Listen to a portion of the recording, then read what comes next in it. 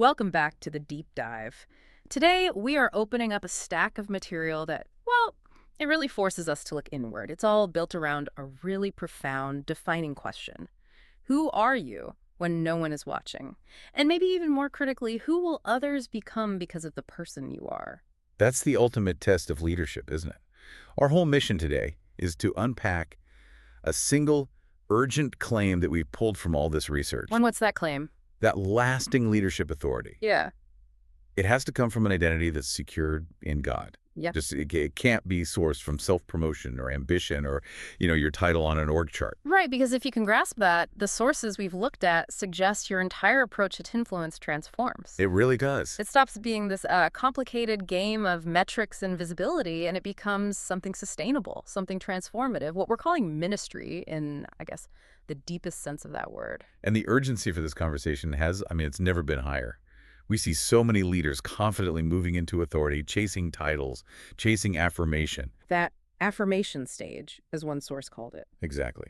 And they do all that without ever pausing to address what the material calls the costly questions of the soul. So they're optimizing for the outside package, the brand, the metrics, the style, but they're neglecting the internal infrastructure. Totally. And our culture just pours fuel on that fire. Yeah. We live in an economy of attention, It rewards charisma and volume over that quiet, slow character development. Which just accelerates the temptation to perform leadership instead of patiently being formed for it. And the fallout is so predictable. The influence fractures under pressure. People get harmed by power that's never been examined. And whole organizations start to value, a kind of superficial efficiency over genuine human formation. Okay, so we need a guide out of that cycle. What does the alternative look like, practically? Well, it's ancient wisdom, really, but it's presented here as a surprisingly practical framework, a clear map.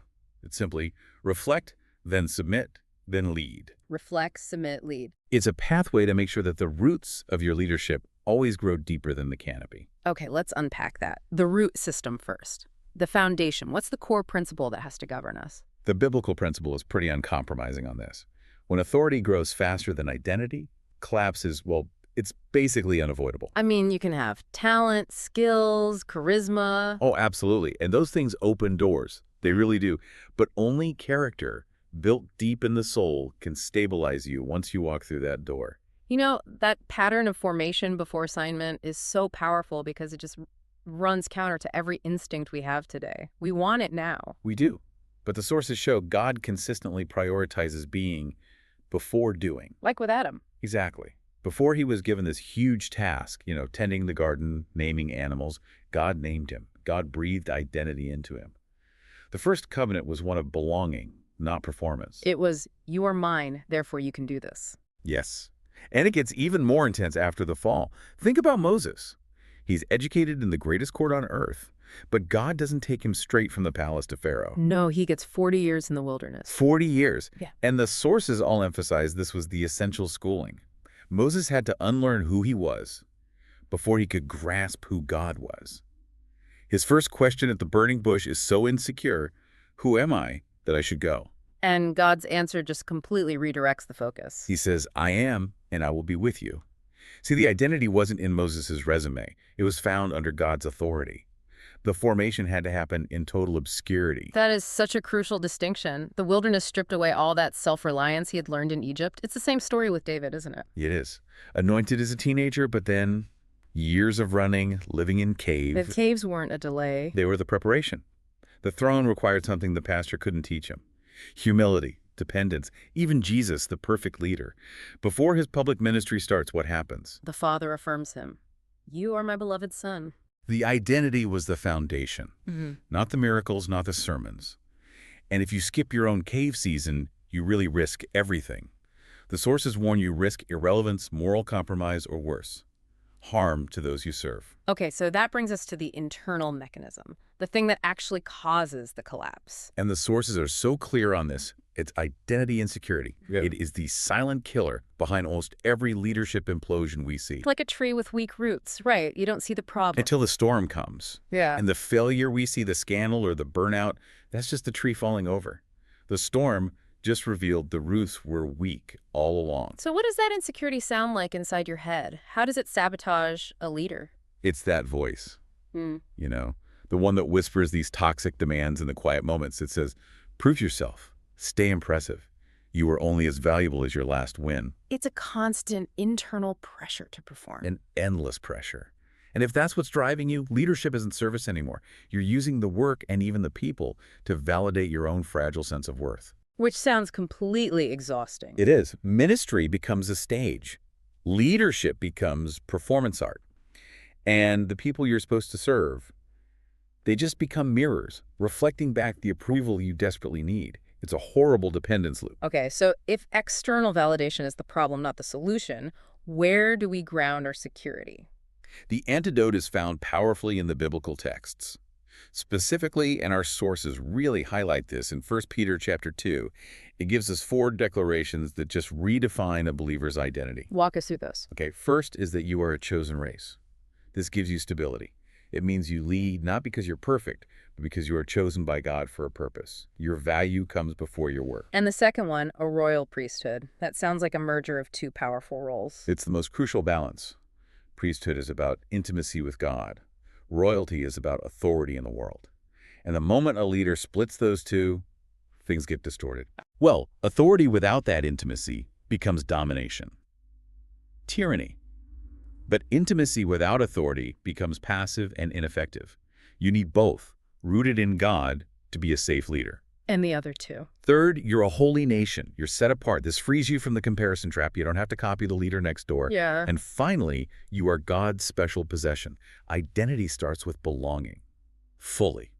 Securely. Okay, that is profound. But let me push back a bit. I get that a distorted identity leads to distorted leadership, performing, dominating, all that. But we still have jobs to do, right? Yeah. Goals to meet. Don't we still need to perform well? That's the real tension, isn't it? The difference is the source of the effort. We have to move from leading to secure my worth to leading because my worth is already secure. Right. When insecurity is the driver, we create what the sources call the ministry mask. This polished, flawless image that's it's completely unsustainable because the real person underneath is starving. The goal isn't to stop doing good work. It's to make sure that work flows from genuine rest, not frantic validation. Okay, so that's the perfect transition to the practical map, the architecture of change. Let's dive into that. Reflect, submit, lead framework. Where does a leader start? The journey has to begin with reflect. This means slowing your life down, sometimes drastically, to see yourself honestly before God, outside of all the demands. What does that look like practically? I imagine it's hard to carve out the space for that. It takes discipline. It means examining your motives, your wounds, your fears, your strengths without judgment. You have to ask those hard questions in the quiet. What insecurities pop up when no one needs anything from me?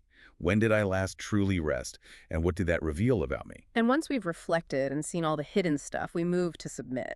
What does active surrender look like for, a highly motivated person? Submission is active alignment. It is not passive. It's about aggressively cultivating practices that make sure your choices are governed by God's voice, not your own impulses or fears.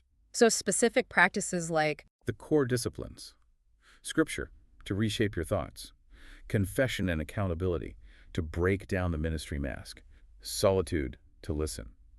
Prayer, fasting, all to cultivate reliance on Him. It goes back to Moses. God's promise, I will be with you, has to be the foundation, not your own competence. So only after that deep inner work reflection and submission, only then are we really ready to lead. Yes, and that leadership looks profoundly different. It's authority that serves, that corrects without dominating, that blesses rather than extracts. As one source puts it, leadership becomes holy when it flows from identity, not ego. It's compelling how this ancient framework lines up with even modern psychology. Things like authentic leadership, emotional intelligence, they all gain so much depth when you map them onto this. It gives them bedrock. Otherwise, authenticity just becomes another performance, isn't it? Another way to look impressive. Let's talk about the paradox of power here. How do we draw a clear line between position-based authority and identity-rooted authority? Okay, so position-based authority is what we see everywhere. It relies on the external, the title, the role, the spot on the org chart. The moment that's challenged, the leader's entire sense of self is threatened. Which leads to defensiveness, insecurity. Right.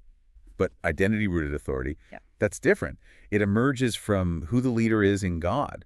It has this incredible stability and resilience Yeah. because your value doesn't change with success or failure or criticism. You can actually hear feedback without being destroyed. Exactly, Yeah. because your worth isn't tied up in being right all the time. We see the ultimate demonstration of this in Jesus, right? His authority wasn't from a title he was chasing.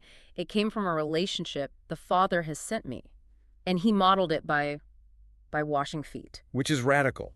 True authority is always a platform for service. It's never for self-aggrandizement. If you only feel powerful when other people are dependent on you, that's not leadership, that's just ego maintenance. So for the person listening who wants to make that shift, what are the daily anchors? How do we keep this identity fresh and active? It has to be a continuous renewal. First, daily returning to those identity declarations, 1 Peter 2, Ephesians 1. You have to rehearse them. Second, and this is maybe the hardest part, is the constant work of separating your role from your identity. That is so hard because our roles feel like our identities. They do, Mm. because they offer the rewards our insecure selves crave. But you have to mentally repeat this quote from the research every day. Your ministry is what you do. Your identity is who you are. Never confuse the two. The real test is, if your ministry disappeared tomorrow, would you still be whole? That's the test. And of course, you need community. Vulnerability in a safe community is the firewall against the ministry mask. And you have to let God heal those old wounds, rejection, shame that are fueling the need to perform in the first place. This all emphasizes the long arc of character formation. This isn't a quick fix. It requires immense patience, those hidden years we talked about. The hidden years are essential. Joseph in the pit, then the prison, then the palace, David in the caves. That waiting period is when God tests our identity under pressure. It's a refining fire. What's he testing for? He's testing the anchor. He wants to reveal if our anchor is truly him, or if it's an idle achievement, applause, competence. Think of Jesus in the wilderness.